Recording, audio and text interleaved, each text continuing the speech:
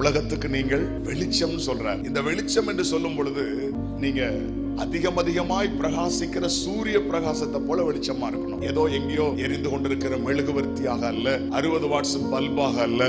தோத்திரம், ஒரு 60 watts bulb ஒரு ரூமுக்கு தேவையான வெளிச்சத்தை கொடுக்கும். ஒரு ஹாலோஜன் லைட் ஒரு கிரவுண்டுக்கு தேவையான வெளிச்சத்தை கொடுக்கும். ஆனா சூரியன் உலகத்துக்கே வெளிச்சமா இருக்கும். ஆண்டவர் சொல்லுகிறார், நீதியின் சூரியன் உதிக்கும். இயேசு நீதியின் சூரியன். அவருடைய பிள்ளைகள் சூரியனை போல வெளிச்சமா இருப்பார்கள். தோத்திரம், எந்த இருளையும் கடந்து போகிற வெளிச்சத்தை கர்த்தர் நம்ம மேல வைத்திருக்கிறார்.